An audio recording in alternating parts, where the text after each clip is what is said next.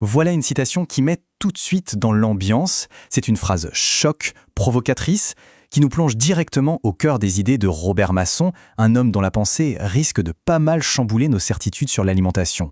Alors aujourd'hui, on va s'intéresser de près à Robert Masson, l'un des naturopathes les plus connus et aussi l'un des plus polémiques en France. Et pour bien comprendre sa philosophie, il faut revenir à la source de tout, une histoire personnelle qui a carrément failli lui coûter la vie. Et oui, tout part de là, d'une épreuve qu'il a vécue dans sa chair. La philosophie de Masson, elle n'est pas née dans les livres, mais bien face à un verdict médical qui, normalement, aurait dû signer la fin de l'histoire pour lui alors qu'il n'était qu'un adolescent. Imaginez un peu la scène. À 13 ans, on lui diagnostique une maladie cardiaque très sérieuse. Le pronostic des médecins est sans appel. Ils annoncent à sa mère qu'il y a de fortes chances qu'il ne fête jamais ses 18 ans. Sauf que, au moment où il raconte ça, il en a 85. Alors la question c'est, comment c'est possible ? Eh bien, Masson a mené sa propre enquête. Il a trouvé le coupable, son addiction.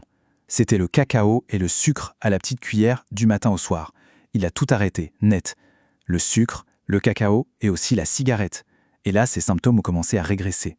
C'est vraiment le moment clé, le déclic, celui où il comprend que ce qu'on met dans son corps, ça peut être notre pire poison ou notre meilleur remède.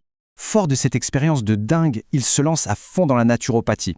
Il devient même le bras droit d'une véritable légende à l'époque, Pierre-Valentin Marchessoux. Mais voilà, après des décennies à travailler ensemble, un truc va les séparer. Une divergence de fond qui va tout changer et le pousser à suivre sa propre voie. D'un côté, il y avait le dogme de la naturopathie de l'époque, manger des fruits à gogo, tout cru, et surtout, on ne mélange jamais les protéines et les féculents. Mais Masson, lui, sur le terrain, il voyait autre chose. Ok, certains problèmes de peau s'amélioraient, mais les gens, ils étaient à plat, complètement vidés, sans aucune énergie. Il y avait un truc qui clochait, c'était évident. Et c'est à partir de là qu'il va développer sa théorie la plus fascinante, je trouve. Ce qu'il appelle le sophisme de la soustraction. En gros, c'est l'idée qui explique pourquoi quasiment tous les régimes à la mode ont l'air de super bien marcher au début, avant de s'effondrer sur le long terme. La question est simple, et franchement, qui n'a pas un ami qui a dit un jour « J'ai arrêté le gluten, c'est incroyable, je revis » ou « Depuis que je suis devenu végétarien, j'ai une pêche d'enfer ». On l'a tous entendu. Eh bien, Masson arrive avec une explication complètement à contre-courant. Pour expliquer ça, il utilise une analogie géniale. Imaginez une personne qui porte 10 sacs de course hyper lourds. Chaque sac, c'est un groupe d'aliments. Si on lui enlève un sac, n'importe lequel, les céréales, la viande, peu importe, la personne se sent tout de suite mieux, plus légère. Le soulagement est immédiat. Le problème, c'est que dans le sac qu'on a retiré, il y avait des nutriments essentiels. Et voilà le piège. C'est que notre corps est super prévoyant. Il a des stocks. Prenez la vitamine B12 par exemple. Le foie peut en stocker pour, tenez-vous bien, environ 3 ans. Donc on peut arrêter toute source de B12 du jour au lendemain, se sentir super bien pendant des mois, voire des années, avant que les réserves soient à sec et que les vrais problèmes commencent. C'est une illusion dangereuse. Et avec cette théorie en poche, Masson va s'attaquer de front à ce qu'il considère être la caricature de ce sophisme, le végétalisme. Pour lui, c'est l'exemple parfait de cette erreur de raisonnement, mais poussée à son maximum. Et son attaque, elle va se faire sur plusieurs fronts. La vraie question qu'il pose, c'est est-ce que ce régime, le fait de ne manger absolument aucun produit animal, est-ce que ça existe vraiment dans la nature ou est-ce que c'est juste une idée, une sorte d'utopie philosophique ? On entend souvent l'argument des grands singes, nos cousins, qui seraient frugivores. Masson, là-dessus, il les cache. Il qualifie ça de mensonge éhonté. Pour lui, la réalité est tout autre. Le régime d'un grand singe, ce n'est pas 100% végétal, loin de là. Comme on le voit, il y a bien 30% d'apports animaux. Des termites, des larves, des œufs, et il n'hésite pas à chasser de petits mammifères. Ensuite, il passe à l'argument scientifique, la fameuse loi du minimum. Même si on est malin et qu'on mélange des lentilles et du riz pour avoir tous les acides aminés, le corps, lui, est limité par l'acide aminé qui est en plus petite quantité. C'est comme sur un chantier, on peut avoir des tonnes de ciment, s'il manque des briques, le mur ne montera pas plus haut. Tout le ciment en trop ne sert à rien. Et la liste de ses critiques continue. Il parle de la faible absorption des protéines végétales, de l'absence totale de vitamine B12 assimilable. Il va même jusqu'à affirmer que beaucoup de leaders du mouvement mangeraient de la viande en cachette. Mais là où il est le plus virulent, et le plus grave aussi, c'est quand il parle des enfants.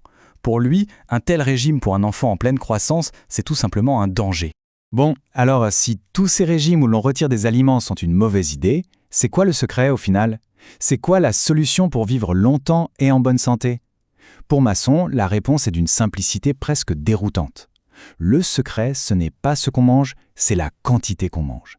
Et ça, c'est basé sur une observation super intéressante. Regardez les populations qui vivent le plus longtemps sur la planète. D'un côté, on a les Abkhazes en Russie, qui mangent énormément de viande. De l'autre, les habitants d'Okinawa, au Japon, qui évitent les fruits. Leurs régimes sont totalement opposés.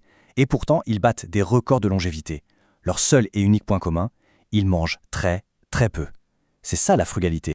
Et ce n'est pas juste une observation sortie de son chapeau. C'est confirmé par la science. En laboratoire, le seul moyen connu pour augmenter la durée de vie d'un animal de 30 à 40%, que ce soit un simple ver ou un rat, c'est la restriction calorique. Rien d'autre ne marche aussi bien. Regardez un peu les chiffres de cette étude qu'il cite, c'est juste hallucinant. On prend 2 groupes de rats. Après presque 900 jours, dans le groupe qui pouvait manger autant qu'il voulait, il ne reste que 21 survivants. Et sur ces 21, 15 ont un cancer. Maintenant, le groupe restreint, 152 survivants et seulement 4 cas de cancer. Des données sont sans appel. Mais alors, comment ça s'explique? D'après Masson, c'est une histoire d'horloge biologique. On est tous avec un capital de division cellulaire limité. Et quand on mange trop, on force notre corps à tourner à plein régime, on accélère ce processus.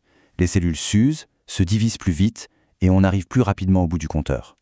Manger peu, c'est tout simplement mettre la pédale douce sur cette horloge. Et voilà la conclusion de Masson. Le vrai secret, ce ne serait donc pas un super aliment miracle ou un régime hyper complexe, non. Ce serait une pratique toute simple à comprendre, mais peut-être la plus difficile à appliquer dans nos sociétés d'abondance, la modération. Une pensée qui, c'est sûr, donne à réfléchir.